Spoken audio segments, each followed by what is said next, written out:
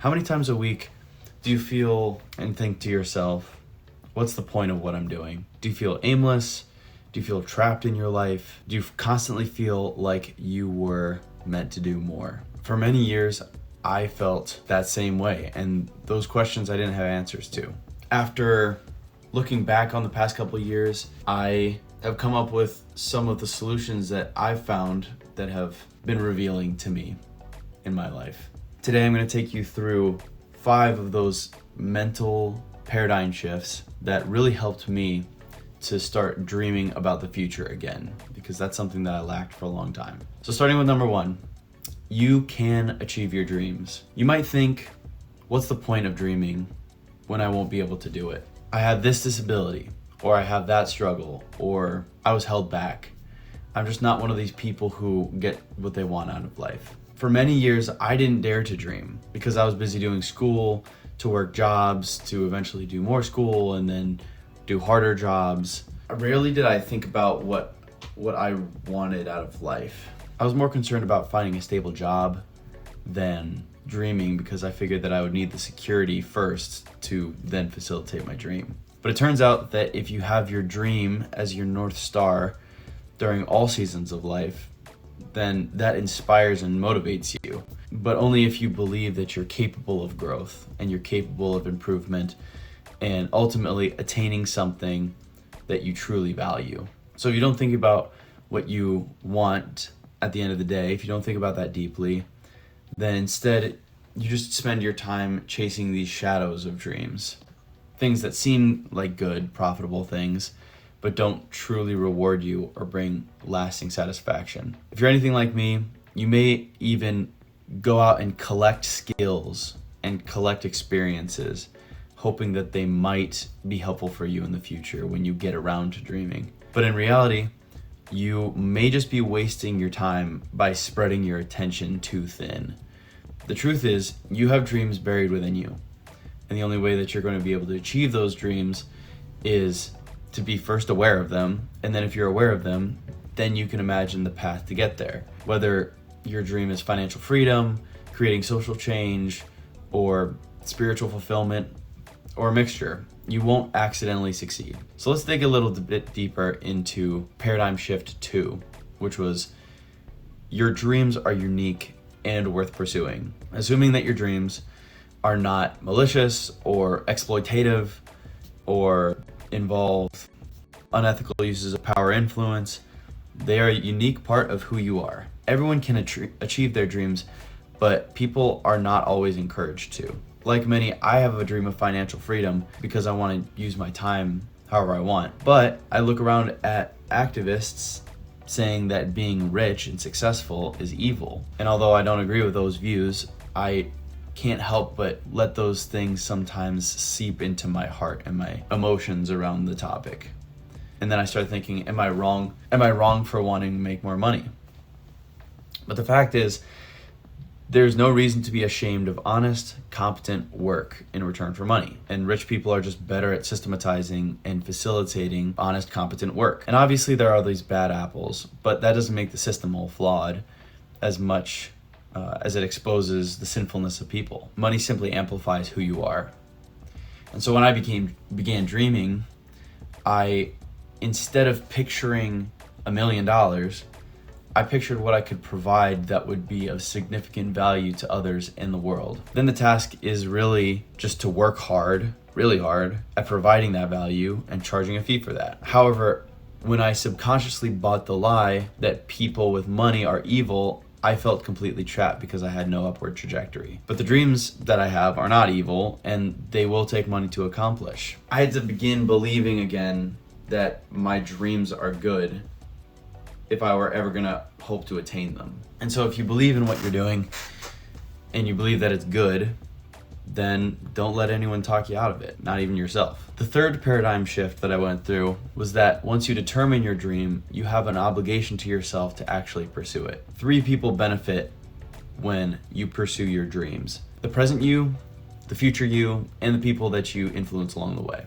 By determining a dream, you establish a goal for your life. even setting a goal for a portion of your life, it is still going to benefit you in the present. As psychologists have found out, the progression toward a goal psychologically results in happiness and satisfaction. If you think about it, if you don't set a target of any kind, then your mind cannot value any of the work that you do because it's not in context. Your time and effort will be scattered to a bunch of little goals like cheap dopamine or the weekend, just the end of the day sometimes. The saying goes, if you don't aim for anything, you'll hit it every time. Working without a dream or a goal results in like this fogginess and dissatisfaction with life because you cannot psychologically experience positive emotion without having a goal in mind that you're working toward. So I spent a lot of time pursuing goals like physical fitness and scholastic achievement and general work ethic, but only when I put those things into context with my desired future did I truly ever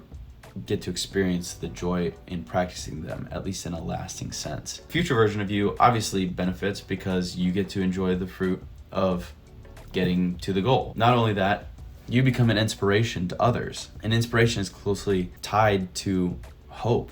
So if you inspire others, then that means that you've given them hope that a better life is possible because that's what you did. And it's one thing in life to accomplish something great and do it with discipline and intentionality, but there's something way greater when you can share that knowledge with someone else who's on the same path that you were on. People have for centuries have done this by writing books, biographies, in the modern age, YouTube videos, podcasts, to share their knowledge with the world in hopes that it will help someone in need. And so you might not be a writer or a podcaster, I'm hardly a YouTuber, but you will affect people in your life, for better or for worse. The more you feel unified in your pursuit of a long-term goal, you will inspire people to do the same. And then those people can go and push past their own mental blocks and their own challenges and their own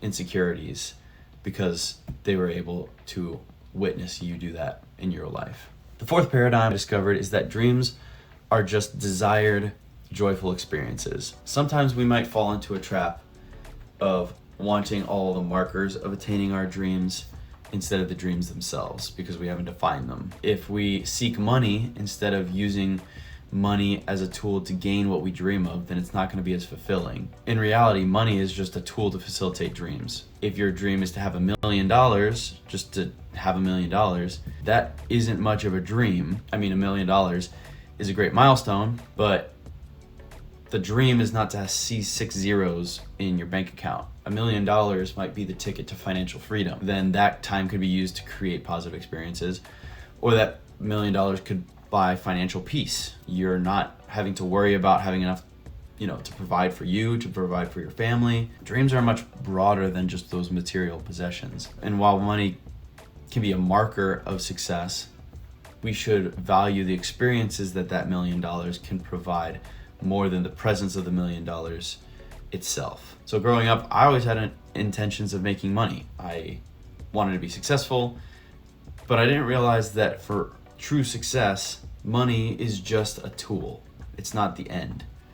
And so instead of imagining $1 million sitting in the bank, I try imagining sitting on my porch in my dream home, or I dream about the joyful home I want to create for my kids with my wife. I think about the stability that I can give my kids by blessing them with my resources, and meditate on my faith with God, or faith in God, and how I could use any riches that He provides me to help others in the same type of way. And those are the joyful, meaningful experiences that can provide true satisfaction. So when you dream, try and think about the joyful experiences you want.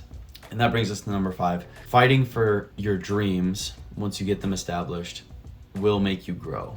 And they'll grow in proportion to the degree of dream that you choose. So if your dream is to bench 300 pounds, that's not just going to happen in one day. It will take a long time and lots of work, but most importantly, it'll be consistently pushing yourself beyond what you could do before. When you grow incrementally toward your dream in life, it'll be a consistent battle to work toward that goal.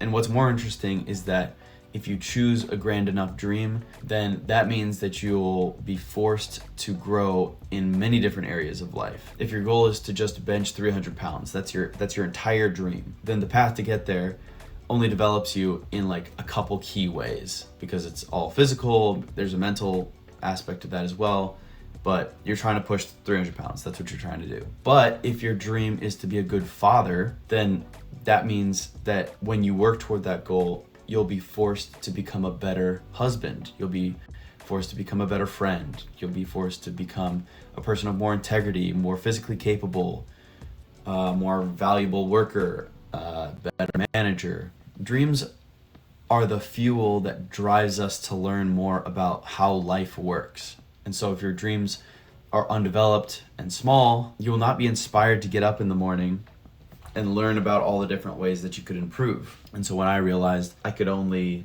develop in the most ideal way if I dream big, then I just started shooting for the stars. By dreaming about being a business owner, I had to learn a lot of skills that I didn't have before. Dreaming about getting my black belt in jiu-jitsu, my focus is directed at the techniques that are holding me back. And by dreaming about the father that I want to be, there's like a bajillion things that I could work on to be better at that, like I mentioned before. When you're dreaming, be excited about not just getting to the dream, but the way that you'll grow along the way, because that's gonna be what's really rewarding to you at the end of the day. There's no way to grow unless you have something that you're searching for. So if you're in this place of, I'm not sure, what I'm doing is worth it, what I'm doing is worthwhile, start to dream again.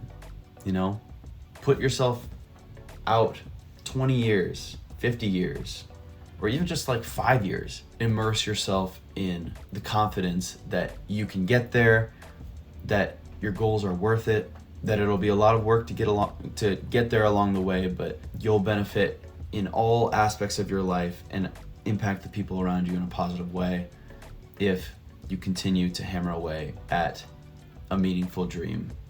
So that's where I'm going to leave this one. I really appreciate you guys watching, and let me know in the comments if there's anything that particularly resonated with you, and I'll catch you in the next one.